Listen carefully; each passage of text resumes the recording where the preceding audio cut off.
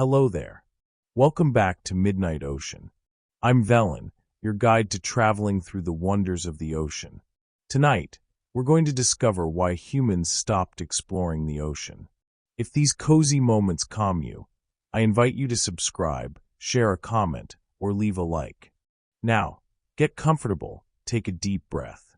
Don't be afraid, you're safe here. Let's dive deep into the sea and let our imagination guide us to a peaceful and deep night. The ocean floor covers 71% of the planet's surface. Federal spending on space exploration outpaces ocean spending by more than 150 to 1, even though we already have better maps of Mars than of the ocean floor. Mars has been almost entirely mapped in high resolution. The ocean floor on the planet where we actually live has only been mapped in high resolution at 26%. The remaining 74% is less known than the surface of the moon. This contrast doesn't exist because of a lack of scientific interest. It exists because of a lack of funding, extreme technical difficulty, and increasingly in 2025 and 2026, decisions that are actively dismantling the infrastructure that was already in place. Imagine trying to draw a map of your neighborhood without ever being able to look out the window, just listening to echoes. That's essentially how ocean floor mapping works. Using sound waves to calculate distances and reconstruct terrain that no human eye has ever directly seen. Mars, on the other hand, is exposed to the vacuum of space. Satellites orbit freely above it and photograph every detail of its surface with high-resolution cameras. The surface of Mars has been almost entirely mapped with resolution down to a few meters per pixel, and the Moon has been photographed with centimeter-level precision. Earth's ocean, covering nearly 3/4 of the planet, remains mostly anonymous at the very same time probes are mapping craters on worlds hundreds of millions of kilometers away. In 2017, when the Nippon Foundation and JEBCO launched the Global Seabed 2030 project, the goal was to completely map the ocean floor by the end of the decade. At that point, only 6% of that area had been mapped with modern resolution. That means less than 10 years ago, there was no detailed map of 94% of the planet. By 2019, coverage had gone from 6% to 15%. By 2022, it reached 23.4%. In 2024, it hit 26.1%, with 4.34 million square kilometers added in just 1 year. The pace has picked up, but the territory left to cover is still enormous, and the 2030 deadline will almost certainly not be met. Satellite images of the ocean surface are coarse, with resolution of only 5 to 8 kilometers per pixel. For comparison, commercial satellites photograph the land surface with resolution of 30 centimeters per pixel. On a satellite-generated map of the ocean floor, an underwater mountain several kilometers wide shows up as a blurry smudge. Until recently, underwater mapping relied on ship-based sonar, an expensive technique that covers strips of only 200 to 400 meters wide per pass. Every square kilometer mapped with any precision requires a ship to sail directly over that specific point and listen for the echo to bounce back from the bottom. In January 2024, 2 technicians aboard the Schmidt Ocean Institute's research vessel Falker were charting a routine course between projects when they decided to check out some gravitational anomalies along the way. The multi-beam sonar confirmed 4 underwater mountains completely absent from any global bathymetric map. The largest of them stands 2,681 meters tall, covers 450 square kilometers, and was sitting 1,150 meters below the surface. For mountains discovered during a routine crossing, not on a planned scientific expedition, but as an opportunistic detour between tasks. That pretty much sums up what 74% unmapped actually means in practice. Satellites can measure millimeter-level variations in sea surface height. Those variations are caused by the gravity of underwater structures. A submerged mountain creates a slight bulge on the ocean surface above it. A depression produces the opposite effect. Using that data, it's possible to identify regions that might be hiding unknown terrain features. But only identify them, never map them with precision. To confirm and detail a structure, a ship still has to sail over it with sonar. Satellites work like sniffers. Ships are the instruments that actually do the measuring. Most of the unmapped portions of the ocean are located in deep international waters, which under maritime law belong to everyone and no one. That means mapping is often carried out by militaries or industries like fishing, mining, and telecommunications, which aren't necessarily willing to share their maps. Military ships map the ocean floor for strategic reasons and keep the data to themselves. Telecom companies map submarine cable routes and protect that information commercially. The accumulated knowledge remains fragmented, proprietary, and inaccessible to science.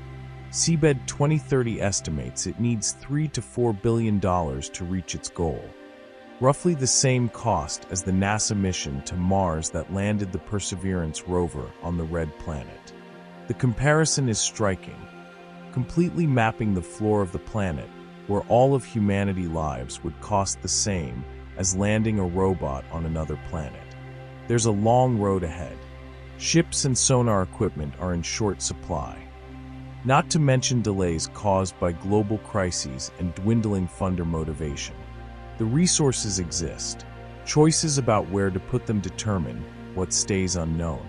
Mapping provides an up-to-date overview of underwater topography and makes it possible to identify underwater habitats and resources, improving ocean and coastal models.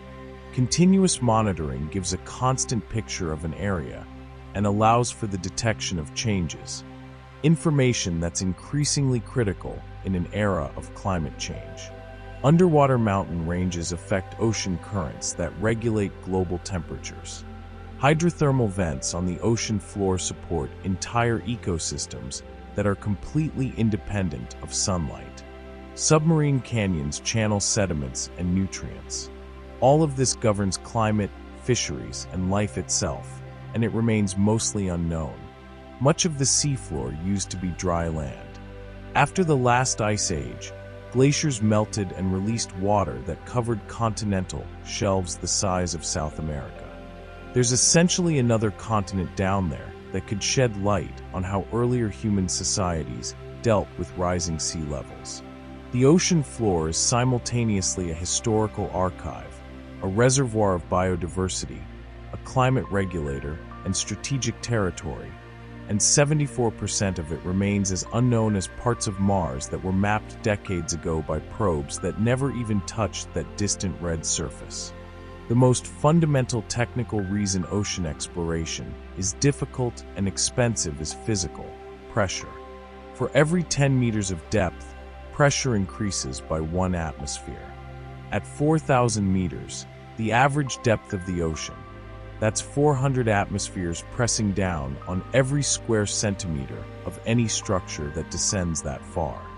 At Challenger Deep, at 11,000 meters, the pressure is 8 tons per square inch, the equivalent of 100 adult elephants standing on one person's head. Designing equipment that can survive that pressure requires high-cost materials engineering. There's no pressure chamber large enough to test the biggest deep-sea robots. Every individual component has to be tested in smaller chambers before being assembled into the vehicle. The Nereus, one of the most advanced submersibles ever built, imploded in the Chromatic Trench at 9,990 meters. The OceanGate Titan imploded at 3,800 meters. Pressure is an enemy that doesn't give you a second chance. Imagine grabbing an empty aluminum can with both hands and squeezing it until it crumples. Now imagine that force isn't coming from your hands. It's coming from every direction at once, from above, below, front, back, every angle simultaneously, without pause and without warning. That's what abyssal pressure does to any object that descends to the ocean floor without adequate preparation. The pressure at the bottom of Challenger Deep exceeds 1,100 times the atmospheric pressure at sea level, equivalent to the weight of 50 fully loaded Boeing 747s distributed over every square meter of surface. Regular windows would implode. Standard hulls would buckle. The destruction would be instantaneous. That colossal force would deform and destroy any conventional submarine instantly. The correct term for what happens isn't explosion, it's implosion. In an explosion, the force moves from the inside out.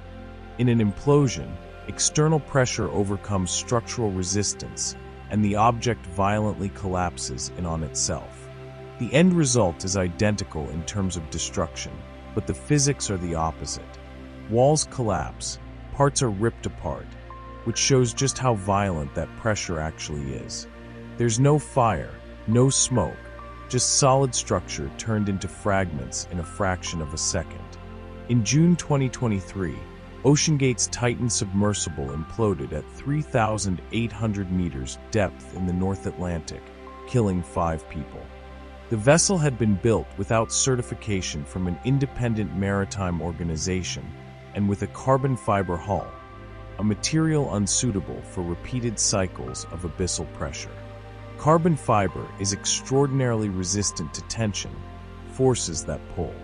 Under repeated compression, however, it builds up invisible microcracks with each dive. The structure looks intact on the outside, but internally it degrades progressively until one descent pushes past the threshold and the collapse happens without warning. The Nereus was different, specifically designed for extreme depths, certified, tested. Deep-sea exploration is an extreme challenge, both for humans and for equipment. Even vehicles rigorously designed to withstand abyssal pressures eventually fail. The Nereus imploded in the Chromatic Trench during a scientific operation at 9,990 meters, a depth where pressure exceeds 1,000 atmospheres. No obvious design flaw was documented. Simply put, pressure at those depths operates within margins where any microscopic material imperfection can trigger catastrophic failure. Testing deep-sea components presents a peculiar logistical paradox. Hyperbaric pressure chambers, reinforced tanks that simulate underwater pressure, exist in specialized labs, but they have limited size. A full-size large ROV doesn't fit inside any available chamber. Every sensor, every joint, every cable, every connector has to be tested individually, then integrated into a vehicle that, as a complete system, has never been tested at the pressure it will actually face on the ocean floor. The first time the entire vehicle experiences that specific pressure is during the mission itself, with no safety net. Materials that can withstand abyssal pressures aren't the kind of thing you find on standard store shelves. Highly specific, tested, certified deep immersion vehicles with redundant systems in every critical subsystem have become a global reference point for the risks of skipping rigorous standards in deep exploration vehicles. Titanium, aeronautical-grade aluminum, and extremely thick borosilicate glass for windows, each material chosen for its predictable behavior under extreme compression.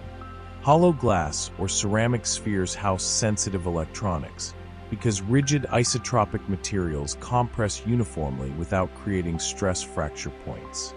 Pressure doesn't just affect the vehicle's structure. It affects all internal and external fluids. Lubricants change viscosity under extreme compression and can solidify or behave unpredictably.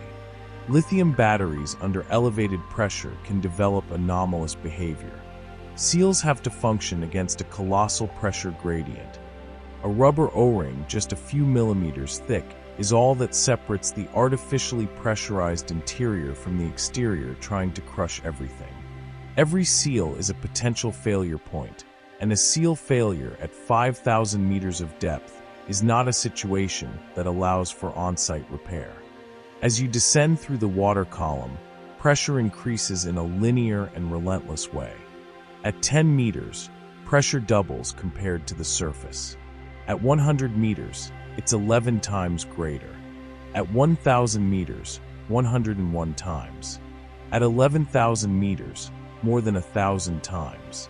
This linear growth of pressure with depth, one additional atmosphere for every 10 meters, means going twice as deep doesn't double the engineering challenge. Materials behave in fundamentally different ways under extreme pressure regimes, requiring a complete recalculation of every structural specification. Despite all of this, advanced engineering has enabled some remarkable achievements. A titanium submarine managed to reach the deepest points of all 5 oceans, collecting biological samples, confirming bathymetric data, and filming in 4K footage of abyss floors that had never been touched before. Among the discoveries, one was symbolic: a plastic bag and food wrappers at the deepest point on the planet, more than 10,000 meters below the surface. Human trash beat scientists to the most inaccessible place on Earth, a disturbing indication of just how thoroughly human presence permeates the planet, even where no human has ever physically been. The pressure that destroys metal structures didn't stop plastic particles from getting there first. Beyond pressure, any equipment that descends to the ocean floor faces a combination of conditions that degrade electronics, corrode metals, and make conventional navigation impossible. Salt water is corrosive. It works its way through seals, destroys circuits, and attacks metal alloys over time. Near-freezing temperatures interfere with batteries and lubricants. And GPS, the navigation system that any smartphone uses, simply doesn't work underwater. Radio signals don't penetrate more than a few meters below the surface. ROVs, remotely operated vehicles, are typically deployed to the ocean floor every 4 to 6 months. During each trip, cameras and sensors are used to collect as much data as possible. Every dive requires a surface ship, a specialized crew, a cable or acoustic communication system, and hours of logistical planning. A single day of deep-water ROV operations can cost hundreds of thousands of dollars. Salt water isn't simply water, it's an electrolytic solution. Dissolved sodium and chlorine ions conduct electrical current efficiently, turning any exposed metal into the anode or cathode of an involuntary electrochemical cell. This process, called galvanic corrosion, occurs even without direct contact between 2 different metals. The salt water itself closes the circuit. Aluminum corrodes when in contact with stainless steel when both are submerged. Titanium holds up better, but it's extremely expensive. Every bolt, every connector, every exposed surface represents a potential electrochemical attack point that, over months of operation, degrades structures built to millimeter-level precision. Near-freezing temperatures at the ocean floor create additional specific problems. Lithium batteries, the dominant technology in modern electronic devices, lose significant capacity at low temperatures. The internal electrochemical reaction slows down, reducing both available power and total stored energy. Synthetic lubricants, formulated to work across a wide temperature range, can approach their operational limits in abyssal waters. Electronic components, on the other hand, generally prefer cooler temperatures, except when thermal variations between the sun-warmed surface and the frigid depths create expansion and contraction cycles that fatigue solder joints and connections. Radio signals are absorbed by seawater, making it impossible to use GPS to locate underwater vehicles. GPS works because satellites emit microwave radio signals that travel easily through vacuum and atmosphere. Salt water absorbs those frequencies within centimeters. Literally, the signal disappears a few meters below the surface. An ROV at 4,000 meters of depth is just as cut off from GPS signals as an astronaut on the far side of the moon. Without an external positional reference, the vehicle has no way of knowing exactly where it is within the ocean. In place of GPS, underwater acoustic systems calculate position using sound waves. USBL systems send a sound pulse to a device on the ocean floor or submersible, which sends back a signal. By measuring the return time, the system triangulates the position. Sound travels through water at about 1,500 meters per second, much slower than light, but fast enough for navigation. The problem is accuracy. Variations in temperature and salinity change the speed of sound in different water layers, bending acoustic trajectories in unpredictable ways. To achieve sub-meter precision, you have to combine inertial navigation systems and Doppler velocity loggers. Communicating with submerged devices requires complex solutions, since radio waves don't propagate through saltwater. That forces the use of low-speed acoustic modems, which drastically reduces data transfer rates. A typical underwater acoustic modem transmits a few kilobits per second. Speeds comparable to the first home internet dial-up modems of the 90s, when users waited minutes for a single image to load. Modern ROV cameras capture high-resolution footage, but transmitting those files through the water column in real time is impossible. The data is stored on the vehicle and only retrieved once it surfaces. Total darkness below 200 meters creates complete dependence on artificial lighting. Sunlight doesn't penetrate beyond that depth.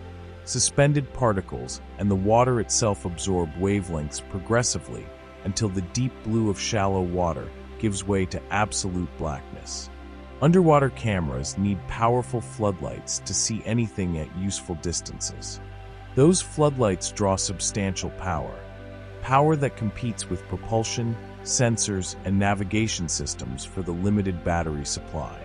In an environment with no natural visual references, navigating a dark room the size of an ocean depends entirely on instruments. An ocean expedition costs around $50,000 a day. That figure includes the ship's operating costs, fuel, salaries for specialized crew, equipment maintenance, and port logistics.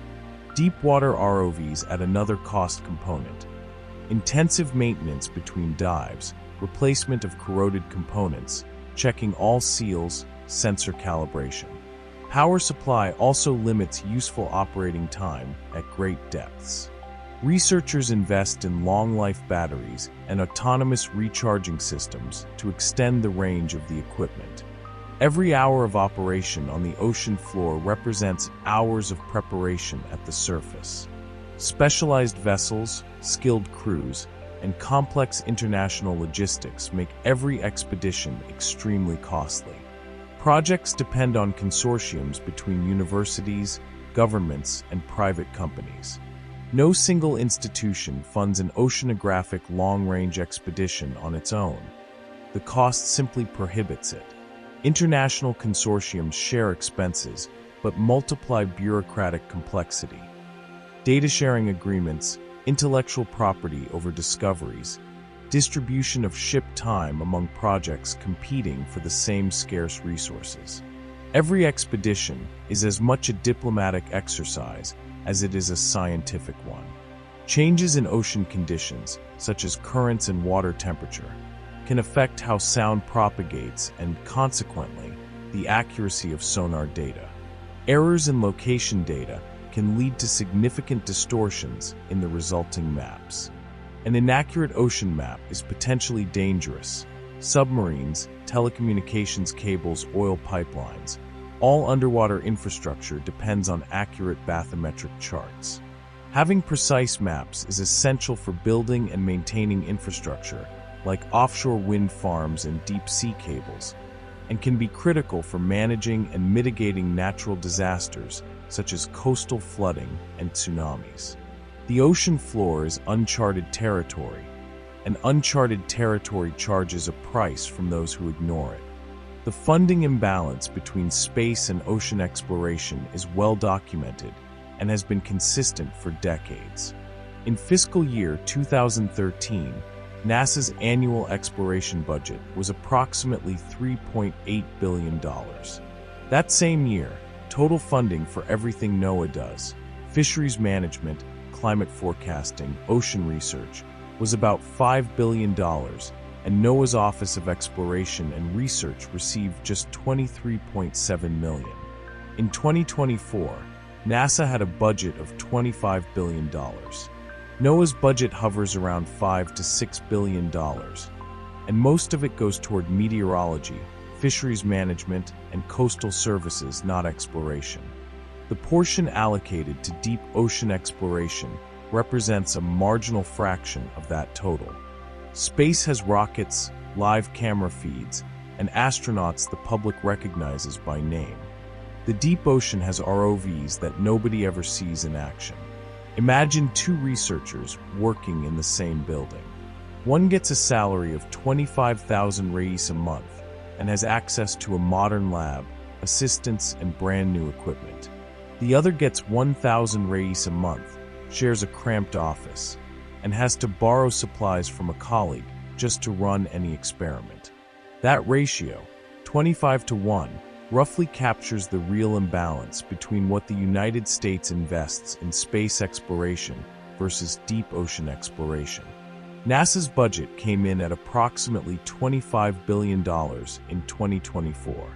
NOAA's Office of Ocean Exploration and Research, in recent years, has operated on around $46 million, less than 0.2% of what NASA received. NASA's final budget for fiscal year 2024 was $24.875 billion. That figure funds rockets, space telescopes, missions to Mars, the International Space Station, aeronautical research, and dozens of other programs. The funding allocated to NASA in the same period was 3.5 times greater than the total allocated to NOAA, including all of its functions: meteorology, fisheries management, tsunami warnings, and ocean research. Deep ocean exploration represents just a slice of NOAA's already reduced budget, competing internally with weather forecasting, coastal monitoring, and services that affect millions of people every single day. The imbalance has historical roots. Space exploration gained momentum during the rivalry between competing superpowers in the 1950s and 1960s, a period when billions were poured into rockets, satellites, and crewed missions. The ocean never had its equivalent moment. There was no race to the ocean floor. No live broadcast held the world's attention while a submersible descended to 4,000 meters. The result is a robust space infrastructure accumulated over decades and a permanently underfunded ocean infrastructure. The ocean remains a poorly studied area, but one with enormous potential for discoveries that could help address climate change, reduce resource scarcity, and strengthen defenses against natural disasters like tsunamis. NASA employs around 17,000 people and supports tens of thousands more through contracts and grants in every single U.S. state. In fiscal year 2024, the agency spent 73.5% of its total budget on contracts with nearly 5,000 companies, nonprofits, and educational institutions. That distributed presence creates solid political backing. Every contract is a job, and every job is a voter with a direct stake in keeping space programs alive. Deep ocean exploration, with its episodic expeditions and small teams, doesn't generate the same web of distributed interests that guarantees consistent budget support year after year. Public visibility matters when budgets are being set. Space missions produce spectacular images, close-up shots of planets, colorful nebulae, astronauts floating with Earth in the background. Those images circulate globally, generate excitement, and politically justify the investments. The ocean floor, captured on cameras with artificial lighting in total darkness, produces far less cinematic imagery. Strange creatures, hydrothermal vents, and dark sediment don't compete visually with images of Mars or deep space. The funding imbalance reflects, in part, an imbalance in public narrative. The oceans are close to home, and studying them is a potential source of discoveries that could prove useful across a wide range of national concerns. Climate change, disease, energy scarcity, minerals, fresh water, strengthening security, and defenses against natural disasters like hurricanes and tsunamis, as well as deepening our understanding of geological history. The ocean regulates global temperature, hosts the planet's greatest biodiversity, produces more than half of the atmospheric oxygen we breathe, and absorbs a colossal amount of carbon dioxide. These services, fundamental to human civilization, receive a tiny fraction of the resources that countries invest in studying planets where no known living thing exists. NOAA's ocean exploration and research budget, according to recent documents, sits at around $46 million annually for its exploration arm. To put that in perspective, that amount would fund roughly a day and a half of NASA operations. With that sum, NOAA has to coordinate expeditions, maintain equipment, process data, train researchers, and compete internationally for discoveries in an environment that demands some of the most expensive engineering on the planet. Every decision about where to send a ship and what instruments to bring becomes an exercise in brutal prioritization, not for lack of scientific questions, but because of an absolute scarcity of resources to answer them. Budget comparisons don't capture the full scale of the imbalance. Military agencies map the ocean floor for strategic reasons and rarely share data. Private companies, mining, telecommunications, oil, fund ocean exploration for commercial purposes and protect the results. Open ocean science, publicly available to researchers in any country, depends almost entirely on civilian government funding. When that funding shrinks, it's not just one agency that loses capacity. It's the global accumulation of shared scientific knowledge that slows down. In a zero-sum budget environment, moving billions from deep space to the oceans would require not just a reallocation of resources, but a transformation in how ocean exploration is structured institutionally. Space programs have dedicated agencies, decades-long timelines, established industrial bases, and a clear public identity. Ocean exploration is fragmented across NOAA, the NSF, the Navy, university agencies, and international initiatives without an equivalent central coordinating body. The money, even if it showed up, would find a system without enough infrastructure to absorb it quickly. The consequence of decades of underinvestment that has stunted not just equipment, but the organizational capacity to scale up. The ocean monitoring infrastructure that took decades to build is being dismantled in 2025 and 2026. The Ocean Observatories Initiative, OI, began full operations in 2016. The monitoring system was designed to provide continuous, real-time climate data to researchers around the world for 25 years.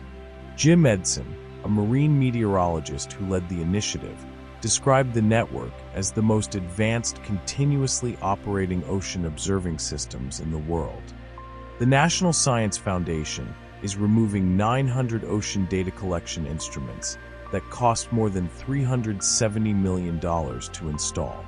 If left in place, the instruments would have continued providing climate-related data to scientific researchers for another 15 years. The shutdown was recommended in the Mandate for Leadership document from Project 2025, a 900-page document designed as a blueprint for the Trump presidency. The project's authors explicitly targeted the network, stating that the OI was the source of much of NOAA's climate alarmism. Imagine a network of security cameras installed across an entire city, continuously monitoring every street, plaza, and corner, streaming footage in real time to a central hub that never closes. Now imagine physically removing every single camera, one by one, with no planned replacement. That's roughly the equivalent of what is happening with the Ocean Observatories Initiative. The network was designed with highly reinforced instruments to withstand extreme deep-sea pressure, corrosive seawater, and damage caused by marine life. Using remotely controlled robotic vehicles and underwater gliders to transmit data directly to onshore labs. The network allowed scientists to safely gather large amounts of information without having to launch risky, difficult, and expensive sea expeditions every single year. The OI became fully operational in 2015 and 2016, after more than a decade of planning, engineering, and construction. The system cost approximately $368 to $370 million to build and required about $48 million per year to operate. For context, $48 million a year is less than 2 days of NASA operations. For that amount, the network continuously monitored oceans in both hemispheres, transmitting data that researchers from dozens of countries used to study climate, currents, acidification, and ecosystems. If left in place, the instruments would have continued providing climate-related data for another 15 years, an outcome the dismantling plan will prevent. The NSF announced the major decoping of the OI in May 2026, a move that will scale back a large portion of the system's in-water infrastructure, comprising more than 900 instruments.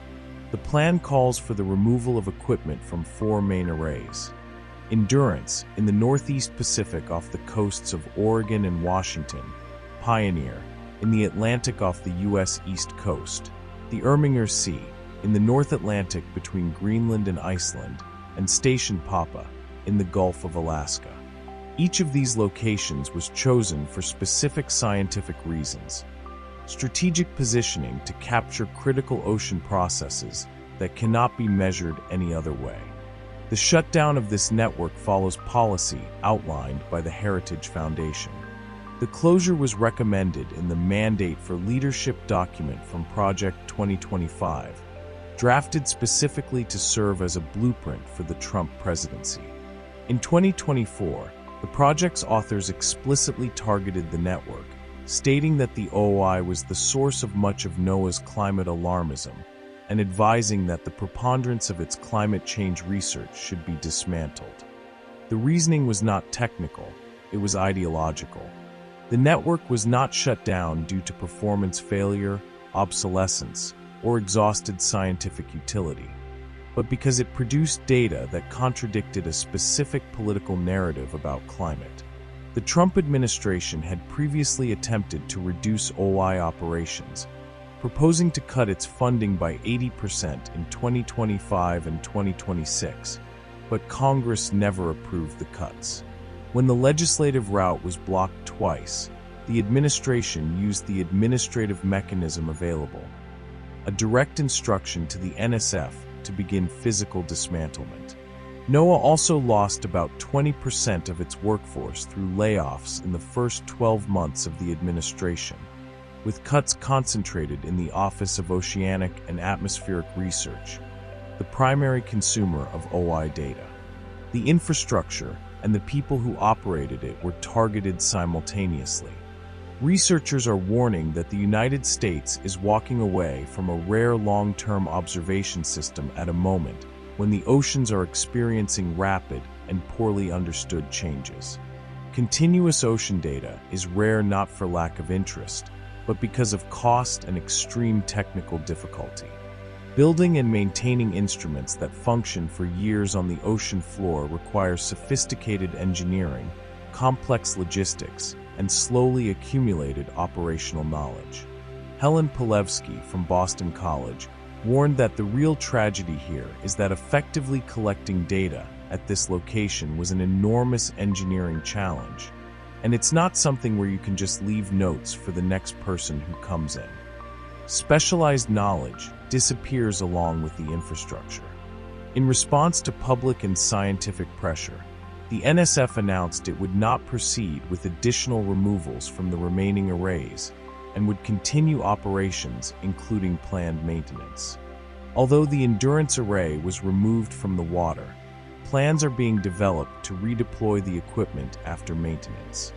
The partial reversal came after intense pressure from the scientific community and bipartisan lawmakers. A bipartisan group of 10 senators sent a letter to the NSF demanding the plans be reversed, describing the network as providing crucial information about ocean and climate patterns that reach and affect all Americans.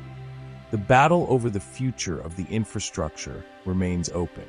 Rick Spinrad, former NOAA administrator, questioned whether shutting down the system would actually save money in the long run.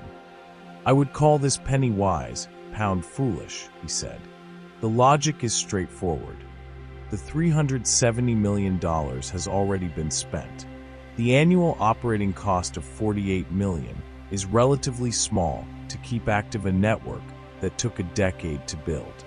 Dismantling it now and needing to rebuild it in the future would cost substantially more, both in money and in lost data collection time. A gap of years in a continuous time series cannot be filled retroactively. Those measurements will simply never exist." The 2025 National Academies of Sciences report that the NSF cited as justification for the dismantlement recommended a review and restructuring exercise that could include analysis of the array's scientific contributions and consideration of technologies that didn't exist when the OI was originally conceived. The authors appeared focused on improving the next iteration of the Ocean Observatory's initiative, not on planning or recommending its near-immediate virtual end. The NSF used a recommendation for improvement as justification for shutdown, a reading the report's own authors disputed when consulted. The OI's 900 instruments weren't just monitoring temperature. The network was responsible for data on temperature, chemistry, currents, biological conditions, and more, used by scientists to understand the activity of the Atlantic Meridional Overturning Circulation, a critical ocean current. Without OI data, researchers lose the ability to detect real-time changes in the AMOC, the current system that warms northwestern Europe and regulates the climate of several continents. Craig McLean, former chief scientist at NOAA during Trump's first term, said dismantling the system will push the United States back to a back seat in global scientific leadership. Professor Helen Finley, ocean biologist at the Plymouth Marine Laboratory, criticized the decision. "Sustained ocean observations are how we detect emerging risks in real time, from changes in circulation to alterations in chemistry and ecosystem health. Without them, we are effectively choosing to navigate an increasingly volatile ocean with reduced visibility." Imagine a doctor monitoring a patient's health with multiple sensors: blood pressure, temperature, oxygen saturation, heart rate, all continuously monitored, sending alerts at the slightest sign of deterioration. Now imagine removing all of those sensors simultaneously with no replacement, and declaring that an occasional in-person visit will be enough. That analogy captures what the dismantlement of the OI means for ocean monitoring. The network continuously collected data on the physical, chemical, geological, and biological conditions of every layer of the Atlantic and Pacific Oceans. Information used by scientists to understand a wide range of marine research questions, including the activity of the Atlantic Meridional Overturning Circulation, a critical ocean current. The AMOC, Atlantic Meridional Overturning Circulation, is a system of currents that moves warm surface water northward and cold deep water southward in a continuous cycle. The meridional heat transport carried out by the AMOC plays a significant role in maintaining the temperate climate of northwestern Europe. Variations in AMOC strength are also linked to the latitudinal position of the intertropical convergence zone and the extent of Arctic sea ice. Simply put, the AMOC is part of the system that keeps Western Europe livable with the climate it currently has. Without it functioning normally, countries like the UK and Norway would experience severe cooling despite their relatively low latitudes. In October 2024, 44 climate scientists published an open letter stating that, according to scientific studies from the previous years, the risk of AMOC collapse had been widely underestimated, with a potential occurrence within the coming decades and devastating impacts, especially for Nordic countries.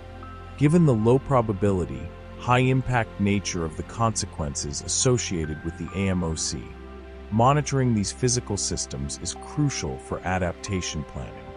Interpreting these early warning signals in a timely, policy-relevant manner is just as important as collecting the data. Removing the network that provides those early warning signals is the equivalent of disabling a smoke detector in a building because there's no visible fire yet. Many of the measurements collected by the OI cannot be obtained from space. Satellites are useful for observing conditions at the ocean surface: temperature, sea level, chlorophyll concentrations.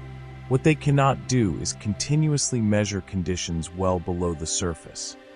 Oxygen levels, chemical changes, deep water circulation, and other processes that often provide the first signals of environmental change. The distinction is fundamental. The ocean surface is only the most visible layer. The processes that determine global climate circulation, carbon absorption, and ocean acidification occur at depths that satellites cannot reach, exactly where the OI operated.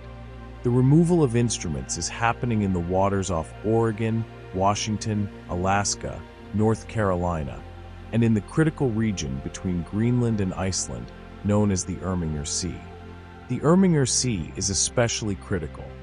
It is one of the regions where surface water cools and sinks, feeding the deep current that returns southward as part of the AMOC cycle. Losing continuous monitoring at that specific point is like losing visibility over the central valve of a massive hydraulic system. The effects of any change there take time to appear at the surface, but by the time they do, it's too late for any preventive intervention. The Coastal Endurance Array, off the coasts of Oregon and Washington, provided continuous observations of temperature, oxygen levels, acidity, and other conditions affecting marine ecosystems and commercial fisheries. That ocean region accounts for a significant share of global fish catches. Changes in water acidity affect shell formation in mollusks and crustaceans. Variations in oxygen levels determine where fish can survive. Temperature swings influence where species migrate to. Without continuous monitoring, fishermen and fisheries managers are making decisions using fragmented, outdated data about a system that is constantly changing. The AMOC is a system of currents that transports heat northward in the Atlantic and plays a vital role in Earth's climate. It has been observed slowing down over the past decade, though that slowdown may be part of natural climate variability, given the relatively short observation period. That detail is crucial. Distinguishing natural variability from a long-term trend requires long, continuous time series. A single isolated measurement cannot differentiate normal fluctuation from structural change. Data series collected for years uninterrupted in the same location with the same instruments, exactly what the OI provided, are the only reliable method for detecting true signals within the background noise of the ocean. The consequences of the dismantlement extend beyond academic research. Tsunami warnings depend on data about ocean displacement. Hurricane forecasts improve with data on sea surface temperature and deep water currents. Shipping routes and submarine cable operations require an up-to-date understanding of ocean floor conditions. The governor of California commented on the decision. The Trump administration is dismantling the buoy network that helps California monitor major tsunamis and earthquakes. Losing ocean monitoring infrastructure is not just an abstract scientific matter. It directly affects warning systems that protect lives in densely populated coastal regions. The NSF stated that it remains committed to ocean sciences and will continue working with the scientific community to identify a sustainable path forward for ocean observing systems. But operationally accumulated knowledge is not preserved through statements of intent. Craig McLean, former chief scientist at NOAA, argued that the decision weakens the country's standing in global science. Helen Polevsky from Boston College noted that collecting data at locations like the Irminger Sea required years of engineering expertise and operational knowledge. Knowledge that may disappear along with the infrastructure.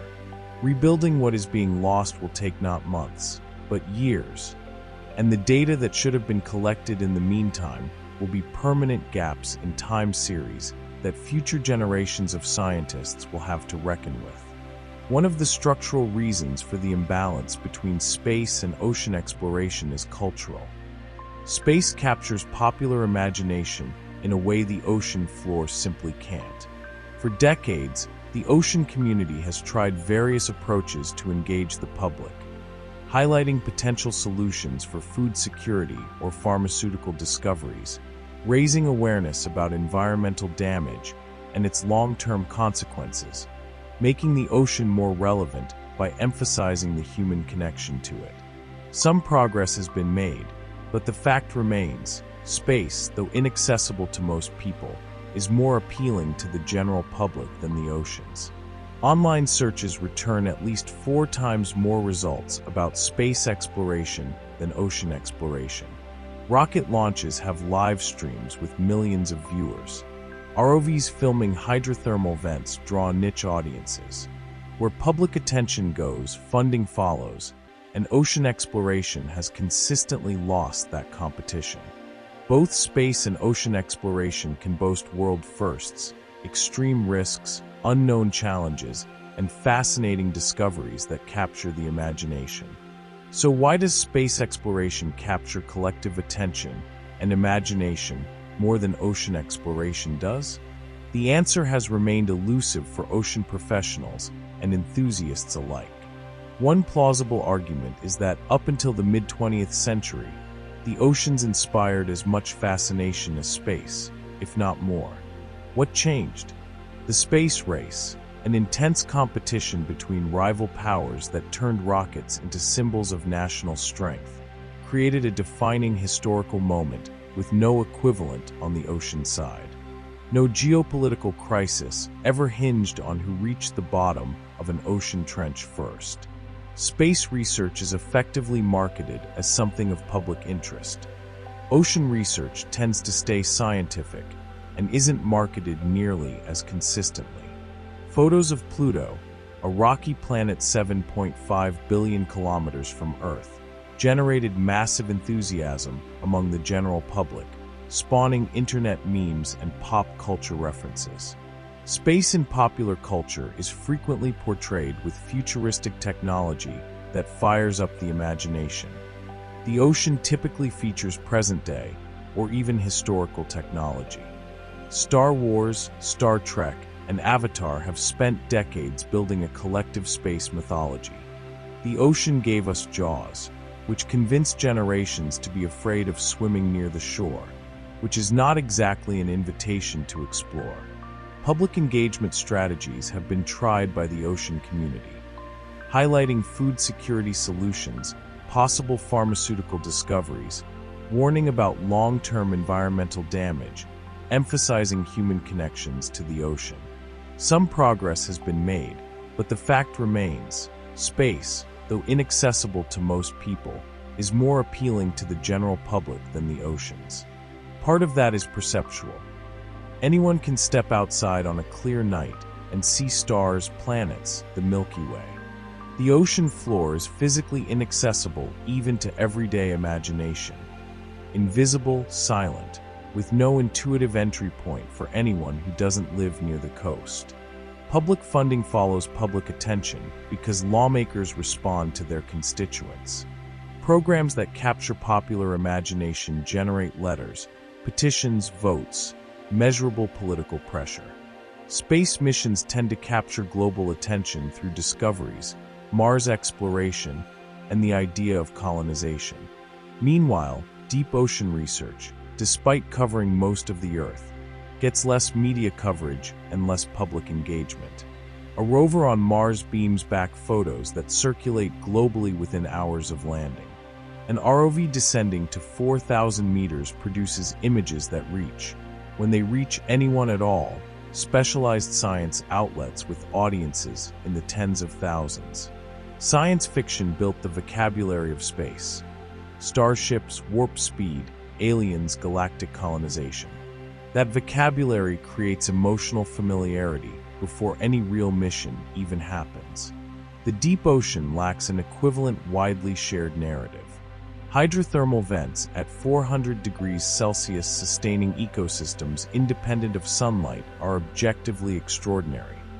But no billion-dollar movie franchise has built a universe around them.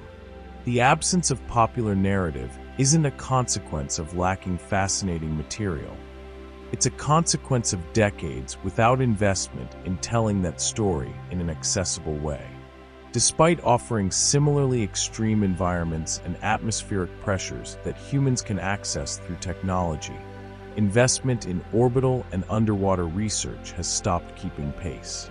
As government leaders, companies, and individuals look to tackle Earth's most pressing challenges, climate change and human health, it's worth asking why we aren't tapping into discoveries within our own oceans and finding ways to bring attention and investment back to our own backyard. The ocean that regulates climate, produces oxygen, and hosts the majority of the planet's biodiversity is competing for attention with planets where nothing lives and losing. Space launches have countdowns, live streams, and moments of dramatic tension that anyone can follow in real time. Deep ocean exploration has no accessible dramatic equivalent. An ROV descends slowly over the course of hours, operates on the bottom for extended periods, and comes back up just as slowly. The data it collects goes to scientists, not the public. The absence of spectacle doesn't reflect an absence of discovery. Every dive into previously unvisited territory finds organisms, compounds, or geological structures no one has ever seen before. That reality has simply never found the narrative vehicle to turn it into a public event.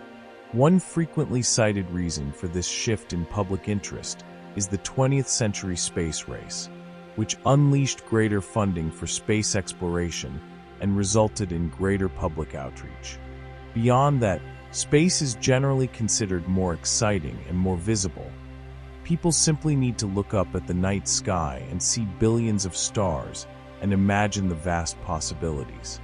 The deep ocean offers no everyday visual equivalent. There's no window at home from which you can gaze at the Mariana Trench. The physical invisibility of the ocean floor translates into cultural invisibility, and cultural invisibility translates, decades later, into budgetary invisibility. There is a paradox at the heart of this imbalance. The environment richest in potential discoveries directly relevant to human life, biodiversity, pharmacology, climate regulation, mineral resources, receives a fraction of the funding directed at environments where no known form of life exists. In terms of funding gaps, space agencies like NASA receive tens of billions in annual budgets, while ocean research programs operate on far smaller resources, limiting the scale and frequency of missions. This asymmetry has persisted for decades, not because the ocean is less important, but because it never won the cultural competition that determines where democratic societies allocate their scientific resources. While the United States dismantles the OI, other countries are accelerating their ocean exploration programs. The decision to dismantle the instruments carries additional significance as other nations, including our competitors, are increasing their investments in ocean science and advancing their capabilities. China has the Fendu submersible, capable of operating at a maximum depth of 10,909 meters. The first to make 23 dives in the Mariana Trench since 2024. China sent a team to systematically explore the Chromatic Trench in 2022, for the first time with a crewed vehicle.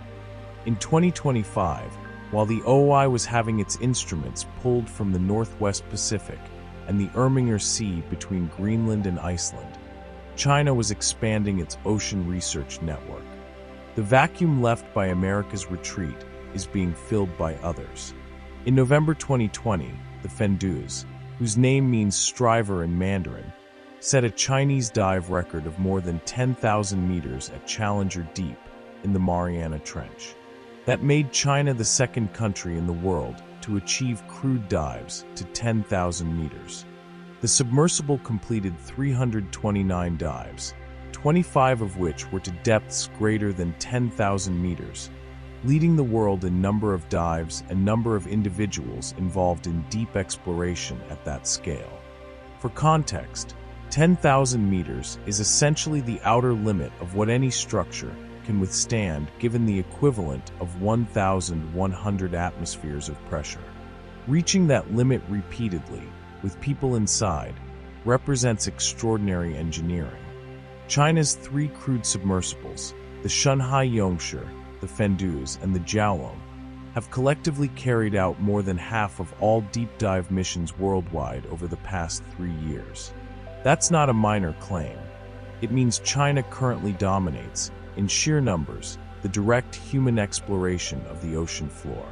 Chinese scientific research in Hadal zones has included expeditions to the Mariana Trench, Yap Trench, Kermadec Trench, Diamantina Trench, Wallaby Zenith Fracture Zone, Java Trench, Kuril-Kamchatka Trench, and Aleutian Trench.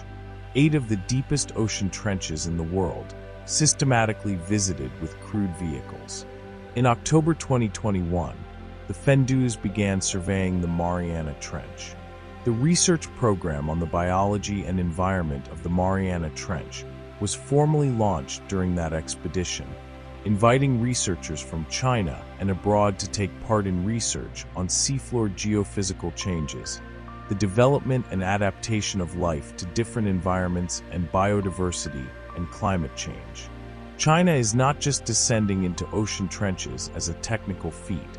It is building long-term scientific programs with international collaboration, positioning itself as a global leader in generating knowledge about environments the United States is simultaneously walking away from. China has announced a project to build a deep-sea research center permanently stationed at a depth of 2,000 meters. If completed, that project would be the equivalent of an underwater space station, permanent infrastructure on the ocean floor, allowing continuous observation without the need for episodic expeditions. Meanwhile, the United States is physically removing ocean monitoring instruments that cost $370 million to install. The trajectory of the world's 2 largest powers with respect to the deep ocean could not be more divergent. The Fenduzi crew traveled for 157 days and covered more than 22,000 nautical miles, collecting rich samples of deep-sea macroorganisms, rocks, nodules, sediments, and seawater. Data collected on those dives, on geochemistry, biology, and the geology of Hadal trenches, is published in international scientific journals, contributing to the global body of ocean knowledge. The Chinese program doesn't operate in secrecy. It invites foreign researchers, publishes its results, and positions China as the preferred scientific partner for countries that want to study the ocean floor. America's retreat creates a vacuum with dimensions that go beyond the scientific. Submarine telecommunications cables, ocean floor mining, strategic shipping lanes, and military zones of interest all run through the ocean floor. Detailed knowledge of those regions has both scientific and strategic value. Craig McLean, former chief scientist at NOAA, argued that the decision to dismantle the OI pushes the United States back to a back seat in global scientific leadership. Scientific leadership has spillover effects. It attracts talent, builds technological alliances, and confers influence over international norms for the use of territories that belong to everyone and to no one. China has developed crewed submersibles, uncrewed underwater robots, and underwater gliders, building a foundation for future deep ocean exploration. That technological diversification, crewed vehicles for direct human presence, ROVs for remote operations, autonomous gliders for long-duration monitoring, mirrors exactly the structure the United States built over decades for space exploration. China is replicating that multimodal strategy, decades behind historically, but with an accelerating rate of investment that is quickly closing that gap. In the future, aided by artificial intelligence, high-performance computing, and other emerging technologies, scientific deep-sea exploration is expected to achieve more targeted terrain exploration and more precise collection of biological and mineral samples. The next generation of ocean exploration will be more efficient, cheaper, and more comprehensive than the current one. And China is positioning its technical and scientific capabilities to lead that transition. The vacuum left by America's retreat does not stay empty for long in a field with strategic, economic, and scientific implications of this magnitude. The problem of underfunding isn't abstract. It has direct consequences on what is known and what remains unknown. Given the magnitude of the discoveries still to be made, ocean exploration and research are generally underfunded. Every expedition to a hydrothermal vent discovers new species. Every lander sent down to a Hadal Trench brings back animals never seen before. Every sediment sample from the abyssal floor contains chemical compounds with untested pharmaceutical potential. Possible solutions to the world's energy, food, environmental, and other problems are far more likely to be found in the nearby oceans than in distant space. Most of those solutions remain unfound because the exploration that would reveal them was never funded. The ocean that covers 71% of the planet, that sustains the global food chain, that regulates the climate, and that absorbs excess carbon from the atmosphere remains, for the most part, territory that humanity has not explored. Not because it's impossible, but because it was never considered a high enough priority to justify the cost. Imagine a library with billions of books, only a tiny fraction of which have ever been read, and where most of the volumes contain information that could solve critical problems in health, energy, and food supply. The ocean floor is that library. Less than 0.001% of the deep ocean, including hydrothermal vent systems, has been investigated, making it one of the least explored biomes on Earth. Every expedition that reaches previously unvisited territory finds organisms no one has described, compounds no one has isolated, processes no one has modeled. Not because there's a shortage of material, because there's a shortage of resources to get there. Hydrothermal vents, cracks in the ocean floor where superheated water emerges at temperatures of up to 400 degrees Celsius, support complete ecosystems without sunlight. Chemosynthetic bacteria convert sulfur compounds into energy, feeding 2-meter-long tube worms, translucent octopuses, eyeless shrimp, and creatures with no equivalents on the surface. Many previously unknown metabolic processes and compounds found in hydrothermal vent organisms could have applications in drugs and treatments for diseases like Alzheimer's. Every vent discovered is a potentially unique environment, and most of the planet's vents have yet to be found. The oceans are the largest ecosystem on Earth and hold enormous untapped potential for drug discovery. Less than 1% of extracts from marine organisms has been tested for anti-cancer activity. Since stationary marine organisms depend on biochemical defense mechanisms, bioactive marine natural products are abundant, often with unique structures that have no equivalents in land-based organisms. As a result, the oceans represent a rich but largely unexplored resource for biologically active anti-cancer compounds. Every organism on the ocean floor has survived extreme pressure, temperature, and chemical conditions by developing biochemistry that doesn't exist in any studied land environment. In 2024, scientists discovered 5 new hydrothermal vents in the Pacific Ocean during an expedition along the East Pacific Rise. High-resolution mapping of the ocean floor allowed new hydrothermal fields to be identified quickly once the equipment was back on deck. 5 hydrothermal vents discovered during a single expedition, each one potentially home to unique ecosystems, undescribed organisms, and untested compounds. And each of those vents has existed for millions of years, waiting for a visit that only now, with adequate technology and sufficient funding, can actually happen.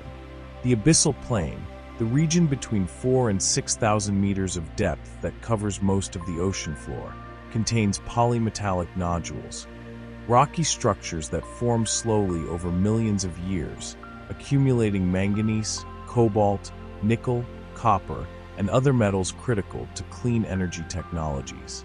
Electric vehicle batteries, wind turbines, and solar panels all depend on these elements.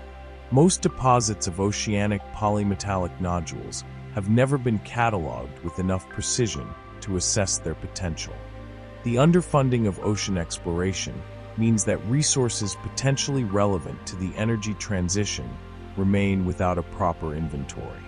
Hadal zones, ocean trenches below 6,000 meters, harbor extreme conditions that produce extraordinary biological adaptations. Amphipods, crustaceans that look deceptively simple, survive pressures of more than 600 atmospheres by developing cellular mechanisms that allow their proteins to function normally under compression that would destroy the proteins of any surface organism. In 2019 alone, 66 new species from ocean depths were identified by scientists from different countries. 66 species in a single year, in an environment that receives a tiny fraction of global scientific funding. The rate of discovery is limited by the number of expeditions, not by the number of organisms waiting to be found. Ignorance about the ocean floor carries immediate practical costs beyond the scientific. Accurate tsunami modeling requires detailed knowledge of ocean floor topography, terrain that affects the speed and amplitude of waves. Forecasting currents that affect navigation and fisheries requires temperature and salinity data at depth. Exploring underwater mineral and energy resources requires detailed mapping of regions of interest. Each of these applications is limited by the same fundamental deficit. We don't know what's down there because there has never been enough funding to look systematically. Fungi identified in newly discovered hydrothermal vents are known to produce thermostable enzymes, metal-tolerant biocatalysts, and bioactive compounds with potential pharmaceutical or industrial relevance.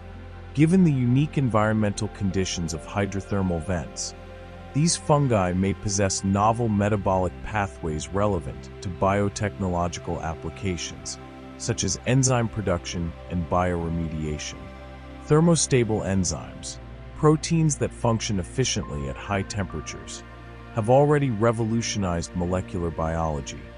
PCR, a fundamental technique in medical diagnostics and genetic research, depends on an enzyme discovered in a hydrothermal vent organism.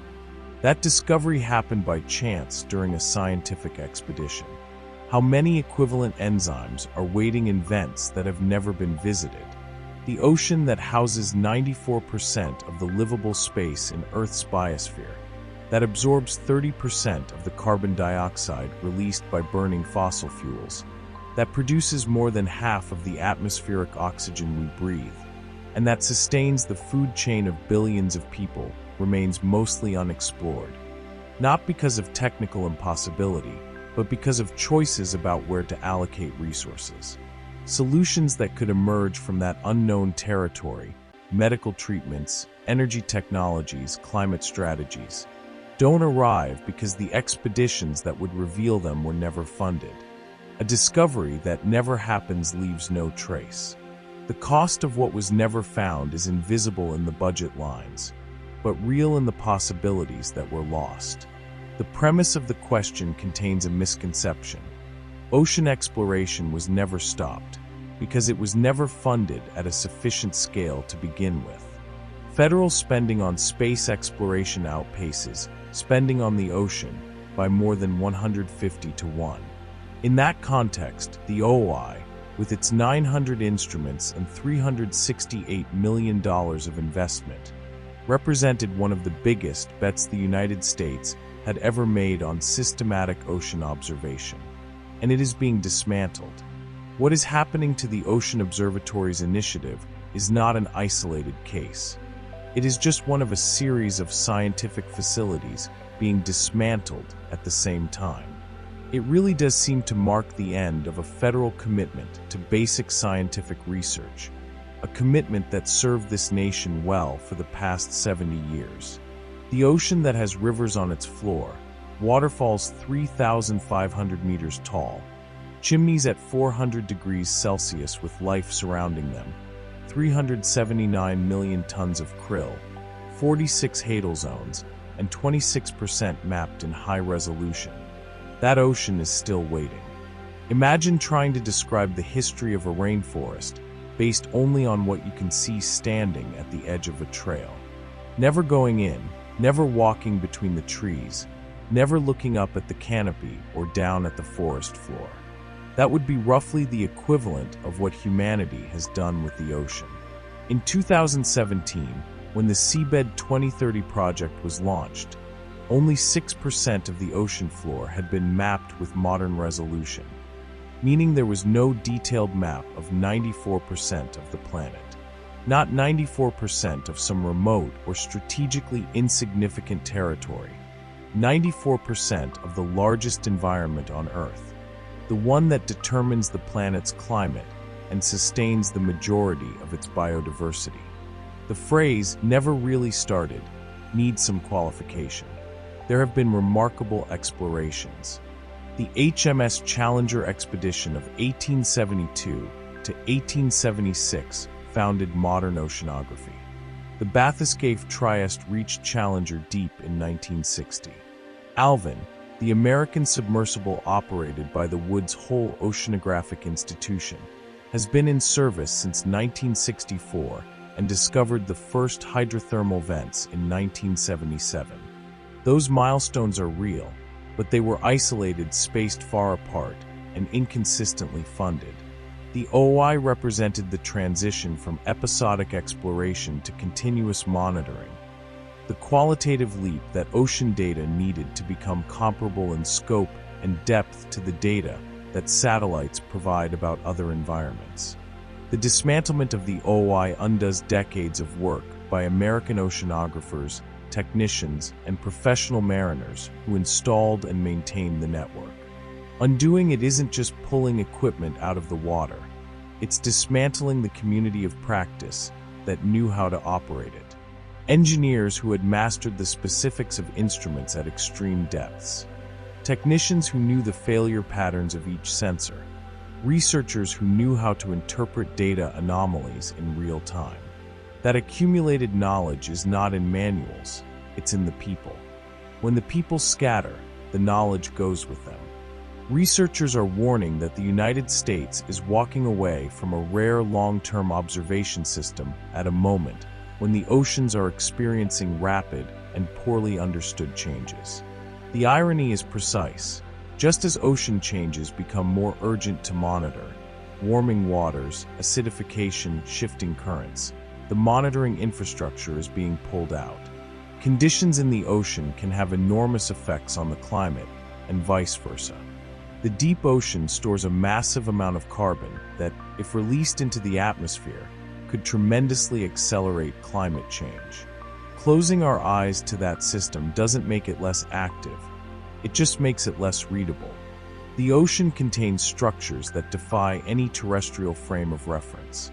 Underwater waterfalls, flows of dense, cold water that plunge down slopes on the ocean floor, reach heights of 3,500 meters, more than 3 times the height of Angel Falls, the tallest known waterfall on land. Rivers of denser water flow along the bottom, carrying sediments and nutrients in patterns that no climate model accurately represents due to a lack of data. Underwater mountains number in the tens of thousands, most without names, without maps, and without any documented visit. That terrain influences ocean circulation, which influences climate, and remains mostly unknown.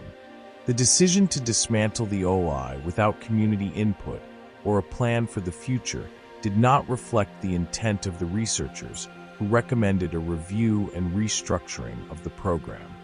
The difference between reviewing and shutting down is the difference between improving an instrument and breaking it.